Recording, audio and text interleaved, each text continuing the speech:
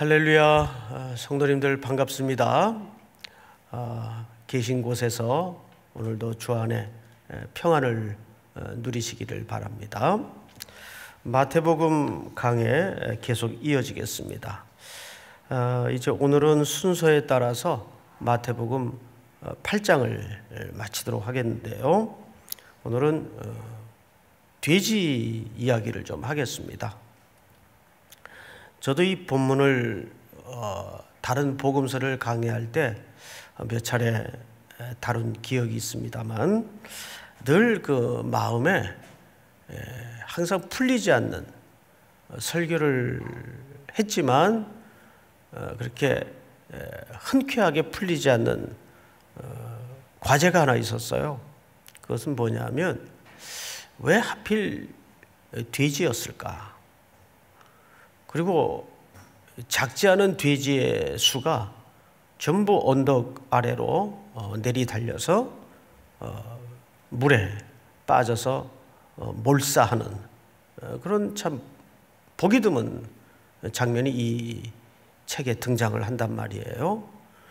그래서 그 자료를 이것저것 뒤적거리다가 어느 재밌는 분의 그 글을 좀 읽게 되었습니다. 예수님은 동물 복지에 대해서는 전혀 관심이 없었을까? 또 한켠에 이런 질문도 끝에 있더라고요. 돼지의 거룩한 희생을 통해서 귀신들을 제압하셨다.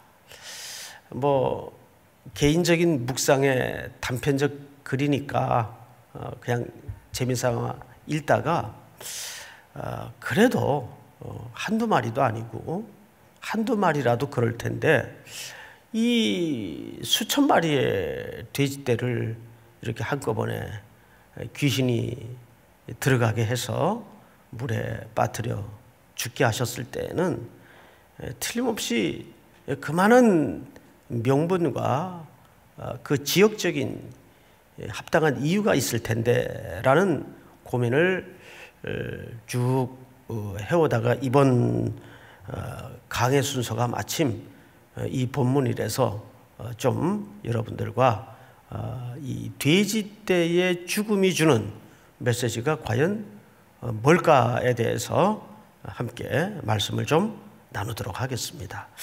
우선 그러기 위해서는 이 마태복음 8장 저와 함께 쭉 한 두세 시간에 걸쳐서 배워왔던 흐름을 좀 다시 기억할 필요가 있어요. 우선 8장 1절을 좀 보십시다. 1절을 보시면 이렇게 시작을 했죠. 예수께서 산에서 내려오셨다 이렇게 돼 있어요. 자, 그 앞에는 5장서부터 쭉 6장, 7장까지 어떤 내용이 구성되어 있었습니까? 산상설교죠. 산 위에 올라가서.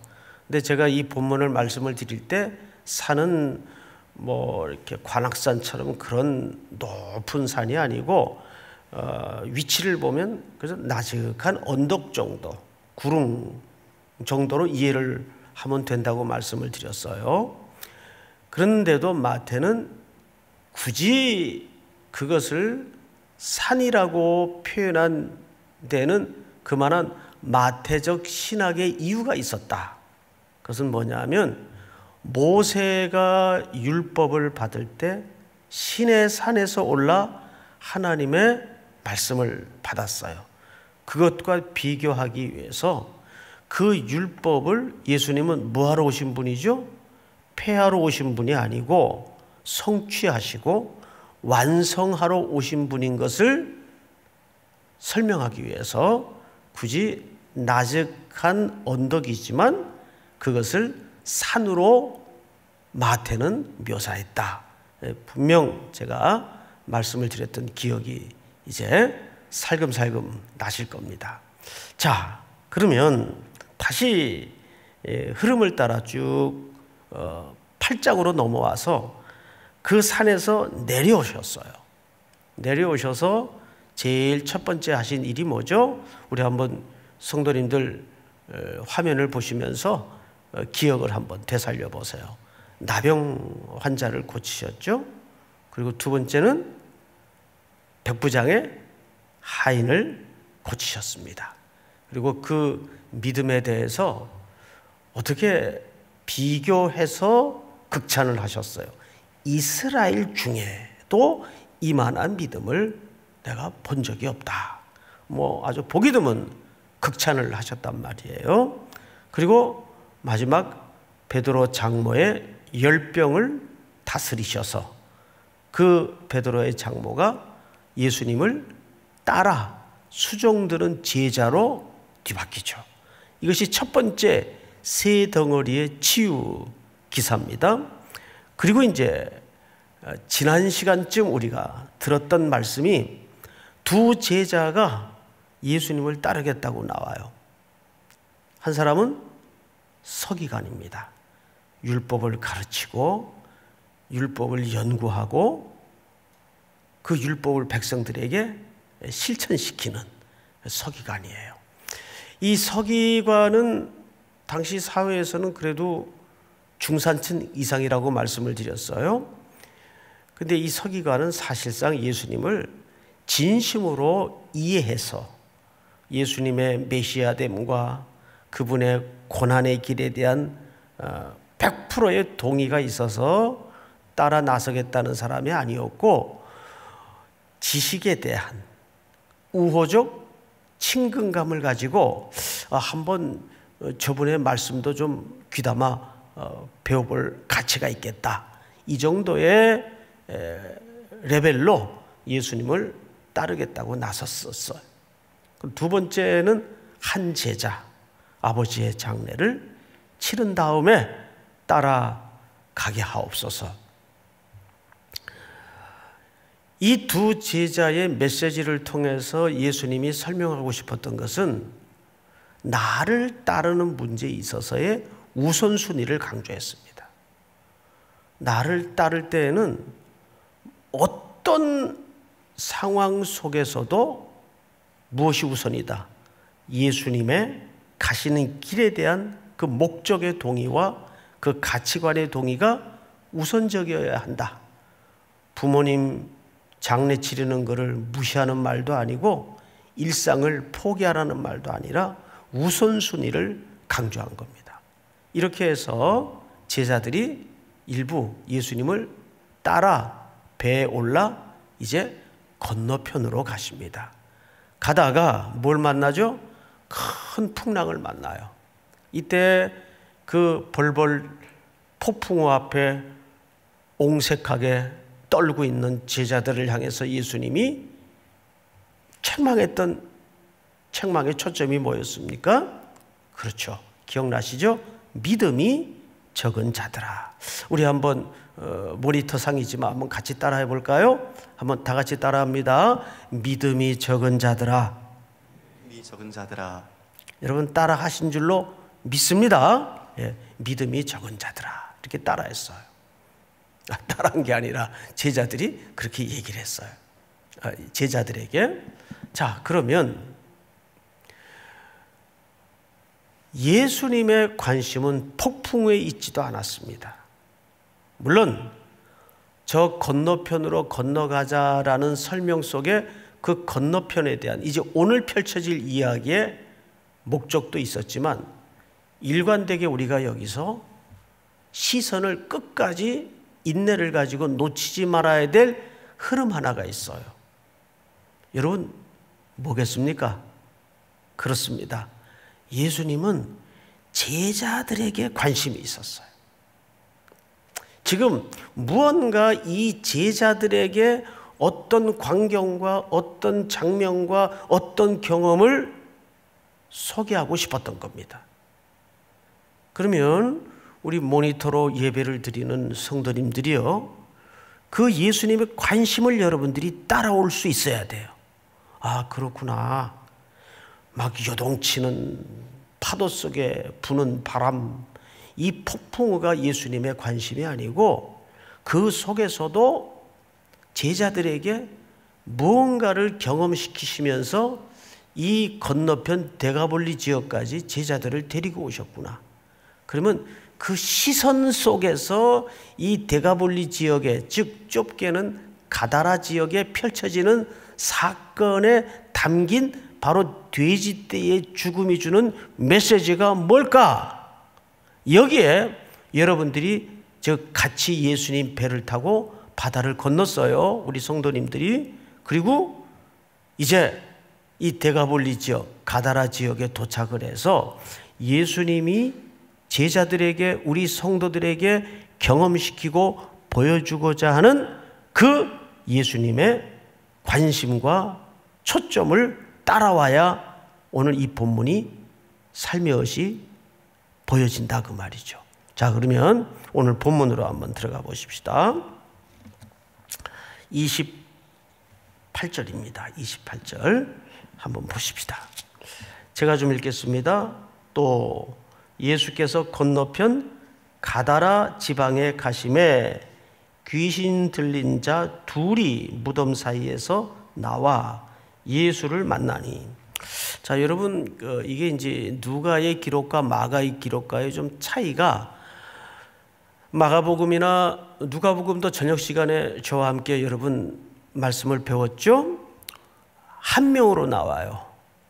마가에도 한 명으로 나와요. 귀신 들린 자가. 근데 마태는 굳이 두 명이라고 밝힙니다. 그런 걸로 봐서 두 명이 맞는 답입니다. 왜냐하면 이 2라는 숫자는 항상 증언의 수의 개념이에요. 그래서 증인은 반드시 둘 이상 세우도록 되어 있죠. 증인의 숫자가 2라는 숫자입니다. 근데 마가나 누가는 그것을 생략했다고 보는 것이 맞습니다. 대표적인 한 명만 소개한 글로 우리가 이해를 갖는 게 편할 겁니다. 성경이 틀렸다는 말이 아니에요. 성경이 각각 다른 강조점을 강조하는 바가 차이가 있는 거죠. 자, 어쨌든 둘이 무덤 사이에서 나와. 무덤 사이에서 나왔다는 것은 여러분 몇 차례 그 헬라 시대 또 일부 유대인들의 무덤 사진을 통해서 집 구조 같이 이렇게 동굴로 되어 있는 모습을 보여드렸었죠. 사람이 충분히 거주할 수 있는 공간이 됩니다.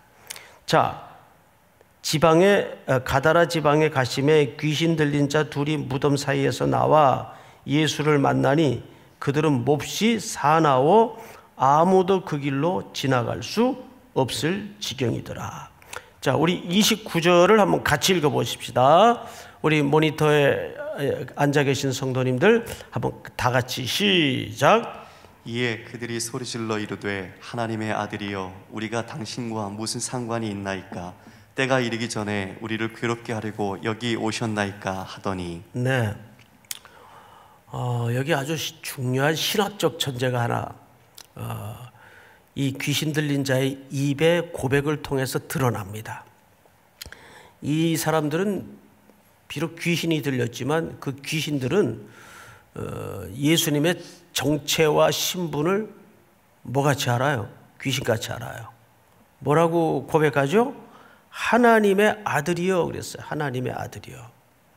여러분, 지난주 서기관과 무명의 한 제자가 예수님을 따르겠다고 나섰을 때 예수님이 하신 말씀 중에 아주 독특한 중요한 신학적 표현 하나를 소개했었습니다. 인자는, 기억나시죠? 인자는 이 다니엘서의 예언인데 신의 아들, 하나님의 아들을 설명할 때 인자라는 표현을 쓰신다고 말씀을 드렸어요. 자, 그런데 놀랍게도 여기 귀신 들린 이 두 사람이, 그러니까 그 속에 귀신의 정체가 하나님의 아들이요 그래요. 하나님의 아들이요. 자, 이 표현이 왜 중요하냐 하면 어둠의 권세 잡은 자들은 제일 두려워하는 게 뭔지 아십니까? 뭐라고 생각하세요, 여러분? 어둠의 권세 잡은 자들이 제일 두려워하는 것은 하나님의 아들이 인간의 몸을 입고 오셔서 온전히 인간이 되시는 거예요. 어려운 개념입니다. 다시 한번 말씀을 드릴게요. 하나님의 아들이신 예수님이, 메시아가 인간의 몸을 입고 오셔서 온전히 인간이 되시는 거예요. 그래서 예수님이 첫 번째 맞닥뜨렸던 시험 중에 돌로 떡을 만들라는 시험을 당하신 이유가 뭔지 아십니까?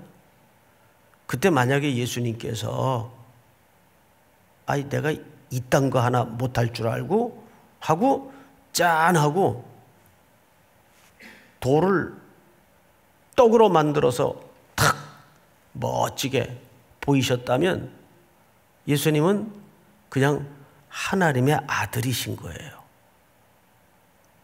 예수님이 이 땅에 우리와 똑같은 연약한 모습으로 스스로를 제한하셔서 육신의 몸을 입고 오신 가장 중요한 이유는 십자가에 우리의 죄를 대속하기 위해서 오셨기 때문입니다. 어둠의 권세 잡은 자는 이것을 가장 두려워해요. 이해가 되십니까, 여러분? 그래서 그냥 당신은 하나님의 아들이지 않습니까? 이 말은 당신은 신이지 않습니까? 여기에 기독교의 깊은 유혹이 있어요. 항상 우리는 예수님이 이 땅에 육신의 몸을 입고 오신 인카네이션 된 존재임을 잊어버려요. 그냥 언제나 초월적인 신, 그 하나님이면 좋겠어요. 돌로 떡도 만들어내시고 십자가도 근육질 예수님이 되셔가지고 우두둑 부러뜨리고 그런 기독교, 능력의 종교였으면 좋겠어요. 그러면 구속의 역사는 이루어지지 않아요. 지금 귀신 들린 자들이 예수님을 만날 때마다 일관되게 빼놓지 않는 전통적인 주제가 뭐냐면 하나님의 아들이시여. 이거 멋진 지식인 것처럼 보여지지만 사실은 이 속에는 사탄의 교묘한 호칭을 통한 음모가, 속내가 들키는 겁니다. 이 말입니다. 당신은 하나님의 아들이지 않습니까? 굳이 뭐 이런 일까지 여기까지 오셔서, 그래서 사탄도 마태복음 4장에 당신이 하나님의 아들이거든, 이 유혹이에요. 유혹. 여러분, 하나님의 아들이여 우리가 당신과 무슨 상관이 있나이까? 때가 이르기 전에 우리를 괴롭게 하려고 여기 오셨나이까? 정확히 알아요. 자기들의 때도 알고, 여기 때라는 말은 종말론적인 관점입니다. 이들이 자기들의 마지막 때가 있다는 걸 알아요. 자, 우리 계시록 20장을 한번 볼까요? 또 내가 보매 천사가 무저갱의 열쇠와 큰 쇠사슬을 그의 손에 가지고 하늘로부터 내려와서 용을 잡으니 곧 뱀이요 마귀요 사탄이라 잡아서 1000년 동안 결박하여. 3절 시작. 무저갱에 던져 넣어 잠그고 그 위에 임봉하여 1000년이 차도록 다시는 만국을 미혹하지 못하게 하였는데 그 위에는 반드시 잠깐 놓이리라.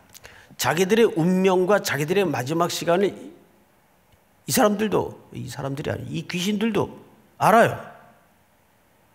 그래서 때가 이르기 전에 우리를 괴롭게 하려고 여기 오셨나이까 하더니, 굳이 왜 신이신 당신이 여기까지 내려와서 우리를 괴롭게 합니까? 그 말이에요.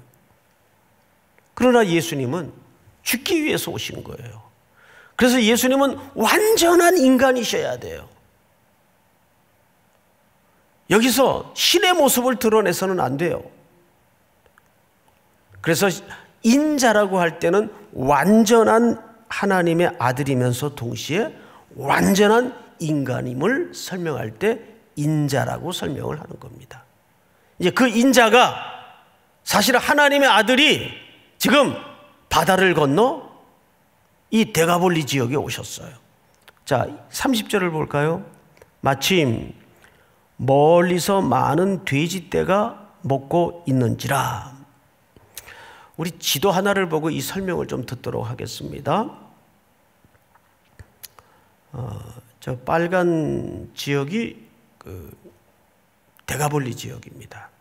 그리고 그 빨간 지역 위쪽을 보시면 가다라라고 갈릴리 조그만 그 호수가 보이죠? 그 근처에 가다라 지역이 있습니다. 저기까지를 전부 데가볼리라고 표현을 해요. 그 데가볼리라는 말, 데카, 폴리스 두 단어의 합성어죠. 이 말은 무슨 뜻인가 하면 10개 도시의 연합체다 그 말이에요. 이것은 사실상 헬레니즘 문화권에서 로마가 통치하던 지역입니다.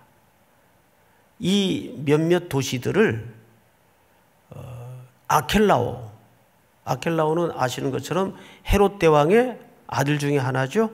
그 아켈라오의 영향권에 들지 않도록 하기 위해서 로마가 전부 이 지역을 합병을 했습니다. 근데 그 10개 도시 중에 오늘 주제가 되는 가다라 지역이 포함되어 있어요. 그 증거는 제가 그 역사책에 보면 고대 역사책이죠. 유대. 이런 이제 기록이 있습니다. 지도를 거뒀군요. 그리스 도시들은 가사, 가다라, 히포스 이런 도시들을 이제 로마 황제가 아켈라오의 지배를 받지 않도록 가이사르가 시리아 지역에 병합시켰다. 이것이 실제 역사 고대사에도 기록이 되어 있고 또 요세푸스의 글에도 기록이 되어 있습니다. 지금 우리가 살펴보는 지역이 바로 이 데가볼리 지역의 가다라 지방입니다. 자, 그런데 여기에 돼지들을 어마어마하게 쳤어요. 왜 쳤을까요? 아시는 것처럼 이 돼지에 대한 그 시대적 이해가 오늘과 좀 다릅니다. 자, 오늘날에 우리는 유대 관점에서만 이 돼지들을 이해해요. 유대인들은 당연히 돼지를 성결한 짐승으로 이해합니까? 부정한 짐승으로 이해합니까? 그렇죠. 부정한 짐승으로 이해를 합니다. 그런데 아리스토텔레스 같은 사람들은 어느 범위까지 얘기를 했는가 하면 인류의 가장 친근한 짐승 중에 하나가 돼지다. 이렇게 얘기를 했습니다. 그래서 헬레니즘 문화권에서 돼지는 세 가지 개념을 함축하고 있어요. 첫째가 그 헬레니즘 문화권에서는 첫째, 돼지는 부, 쾌락, 그리고 신의 축복의 존재. 그래서 이 로마가 집권하고 있는 헬레니즘 문화권의 영향을 받은 이 데가볼리 10개 도시마다 전부 크고 작은 신전이 만들어져서 그들이 거기에 제사를 지낼 때마다 돼지를 잡아서 제단에다가 바칩니다. 그래서 여러분 아시는 것처럼 BC 168년인가요? 3년인가요? 보면 이 안티파스가 유대를 침공해서 성전을 회파하죠. 그리고 그 성전에 뭘 차려놓습니까? 돼지 제단을 차려서 돼지를 거기다 바칩니다. 이것은 여러분 역사가들의 냉정한 객관적 시각에서는 어떻게 이해를 하냐 하면 그것은 유대인들을 모독하기 위한 행위가 아니고 유대인들은 당연히 돼지를 부정한 짐승으로 이해했기 때문에 모독으로 이해했지만 침략군의 공격자의 입장에서는 이 헬레니즘 문화권의 영향력을 확대하는, 왜? 그 당시 전쟁은 잘 아시는 것처럼 신과 신들의 싸움이었기 때문에 그 하나님의 성전에 돼지를 바침으로써 헬레니즘 문화의 확대를 증험하는 그런 행위의 일환으로 역사가들은 이해를 합니다. 뭐 이렇든 저렇든 그런 일들이 가능할 정도로 이 데가볼리 지역은 각 신전마다 돼지를 잡아서 신전에게 바치는 행위가 일상적이었어요. 그러니까 여기에 이렇게 많은 2,000마리 가까운 양돈 사업이 가능했던 것은 그런 당시 사회적인 이해 때문이었습니다. 자, 그런데 성경을 잘 보세요. 30절. 마침 멀리서 많은 돼지떼가 먹고 있는지라 귀신들이 예수께 간구하여 이르되 만일 우리를 쫓아내시려면 돼지떼에 들여보내 주소서 하니. 우리 32절 한번 같이 읽어볼까요? 시작. 그들에게 가라 하시니 귀신들이 나와서 돼지에게로 들어가는지라 온 떼가 비탈로 내리달아 바다에 들어가서 물에서 몰사하거늘. 네, 돼지떼가 이제 물에서 몰사합니다.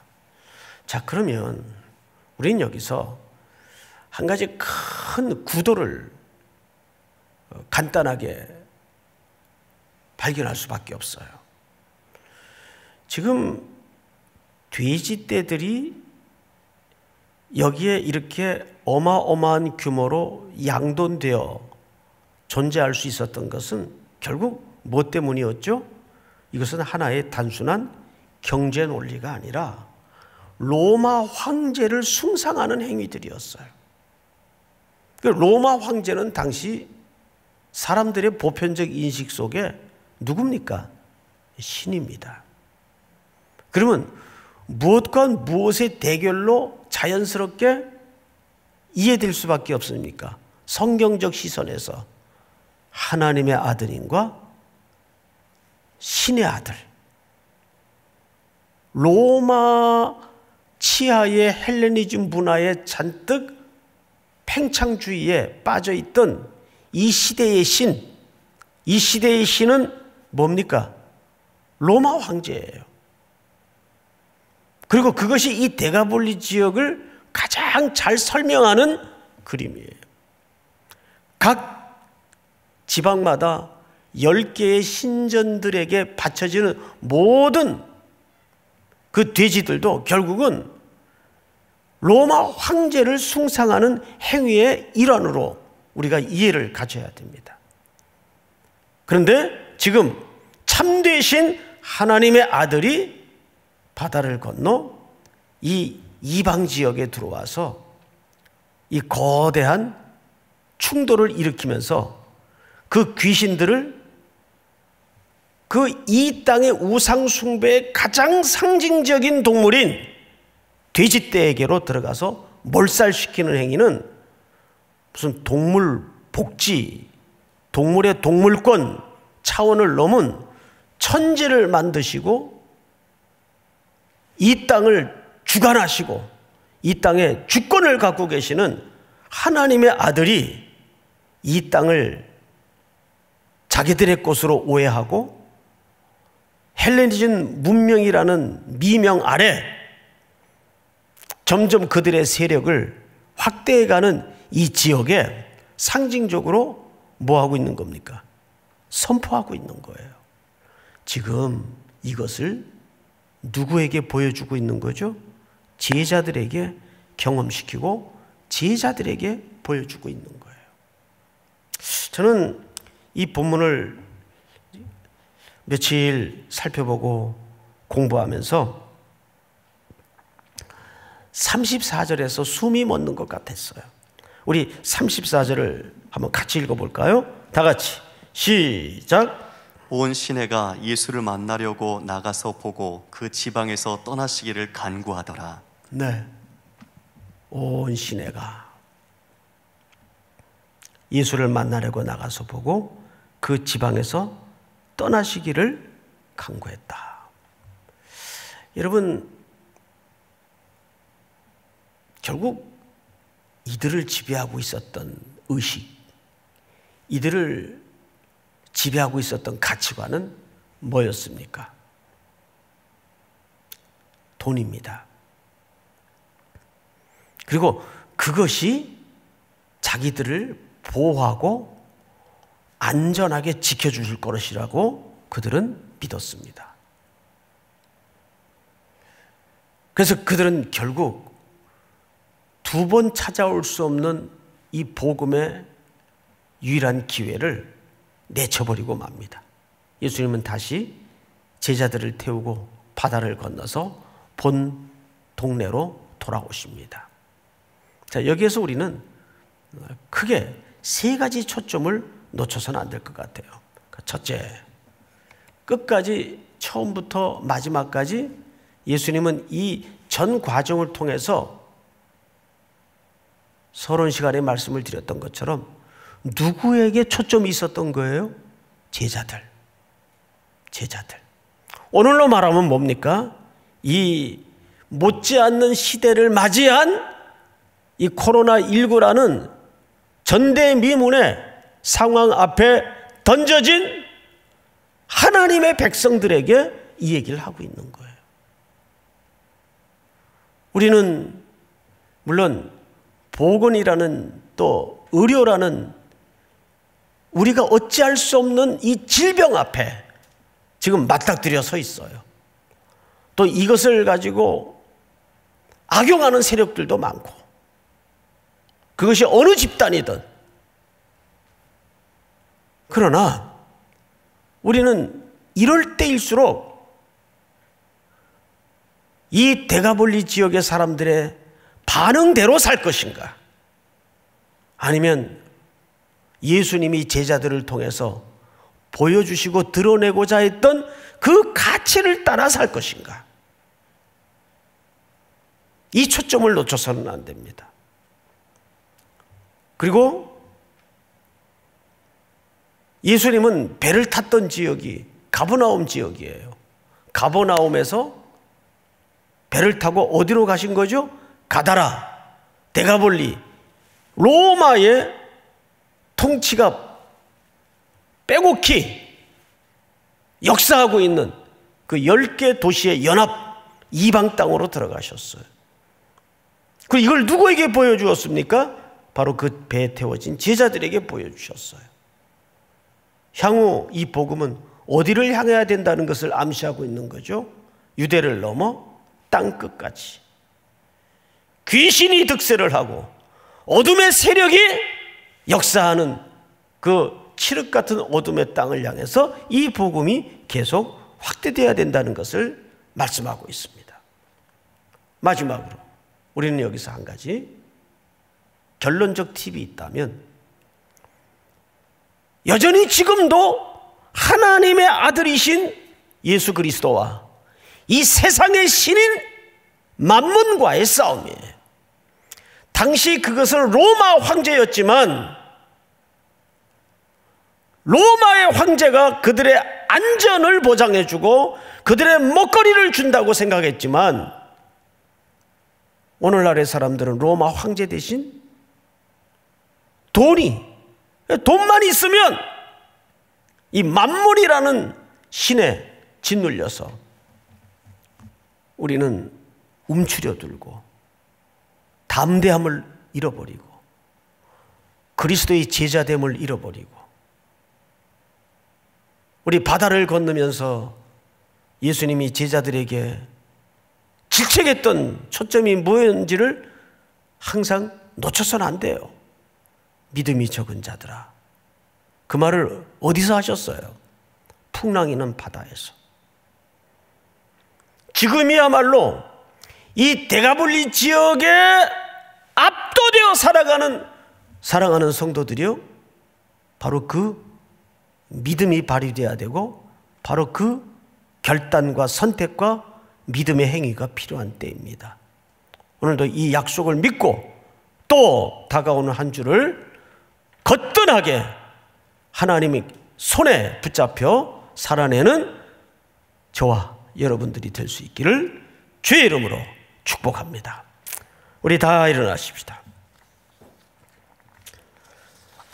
하나님은 너를 지키시는 자,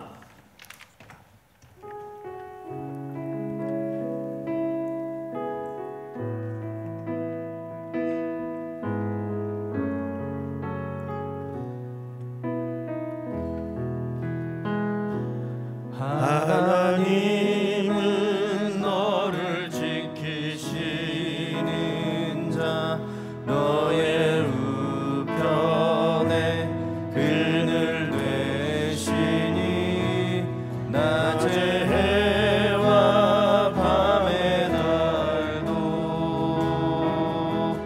너를 해치 못하리. 하나님은 너를 지키시는 자, 너의 환난을 명쾌하시니 그가 너를 지키시리라.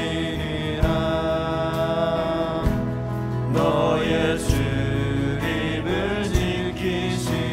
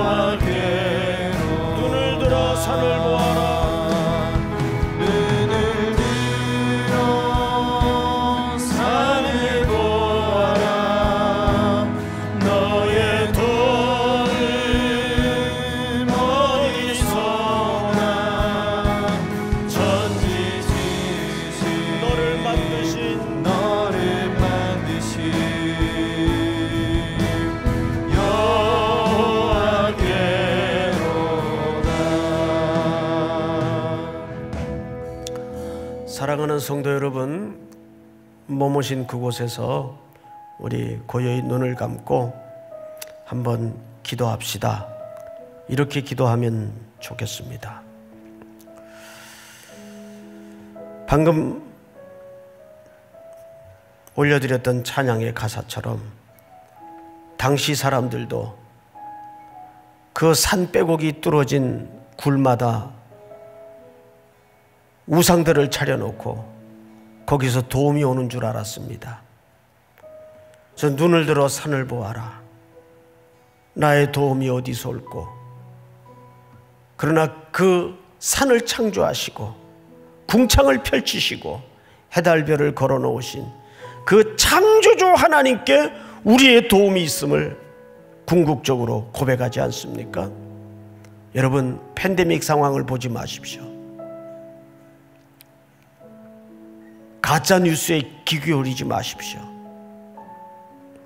천지를 지으신 하나님께만이 이 시대에 도움이 있음을 믿으시기 바랍니다. 우리 이 시간 이 고난을 당하고 있는 시대를 위해서 창조주 되신 예수 그리스도만이 이 상황의 해답이며 길임을 고백하는 믿음의 역사가 우리 일상에, 우리 공동체, 대한민국 교회에 나타날 수 있도록 인도해 주시옵소서. 우리의 믿음 없음을 용서해 주시옵소서. 우리의 믿음을 새롭게 하여 주시옵소서. 우리 다 같이 한번 통성으로 소리내서 기도하십시다. 사랑하시는 아버지 하나님, 감사합니다. 오늘도 주신 말씀 앞에